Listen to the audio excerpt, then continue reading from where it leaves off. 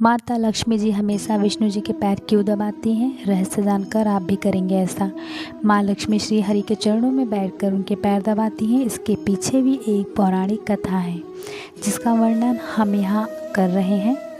एक बार नारद जी ने लक्ष्मी जी से पूछा कि वो हमेशा विष्णु जी के पैर क्यों दबाती रहती हैं।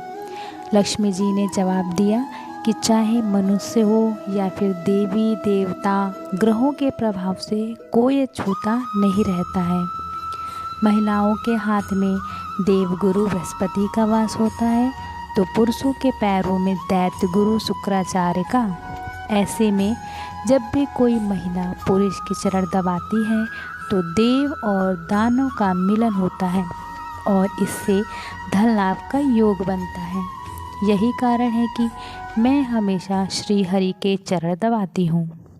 पुराणों के अनुसार लक्ष्मी जी को भगवान विष्णु ने अपने पुरुषार्थ के बल पर ही अपने वश में रखा था, जो हमेशा सभी के कल्याण का भाव रखते थे।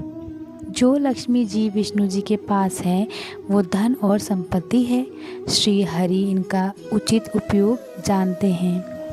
यही कारण है कि महालक्ष्मी श्री विष्णु के पैरों में उनकी दासी बनकर रहती हैं। इसके अलावा भी इससे जुड़ी एक पौराणिक कथा है। एक अन्य पौराणिक कथा के अनुसार लक्ष्मी जी की बहन अलक्ष्मी उनसे ईर्ष्या करती थी। ऐसा इसलिए क्योंकि अलक्ष्मी बिल्कुल भी आकर्षक नहीं थी। उनकी आंखें भड़कीली, बाल फैले हुए और बड़े बड़े दांत थे। देवी लक्ष्मी जब भी अपने पति यानी श्री हरि के साथ होती थी तब अलक्ष्मी हमेशा वहां पहुंच जाती थी।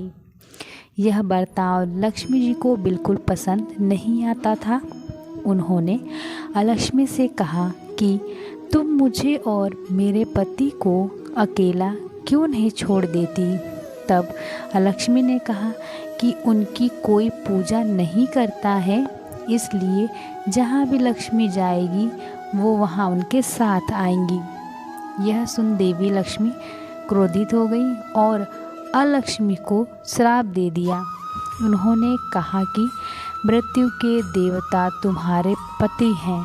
गंदगी, ईर्ष्या, लालच, आलस, रोष जहाँ भी होगा तुम वही निवास करोगी। ऐसे में माँ लक्ष्मी हमेशा ही अपने पति के चरणों की गंदगी दूर करती रहती हैं, जिससे अलक्ष्मी कभी भी उनके पास न आ पाए।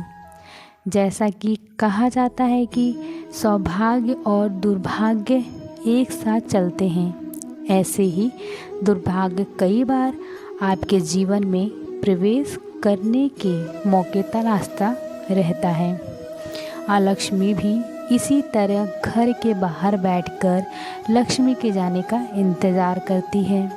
जहाँ पर गंदगी मौजूद होती है या लालच और ईर्ष्या होती है, वहाँ पर कलह और कलेश का वातावरण बन जाता है।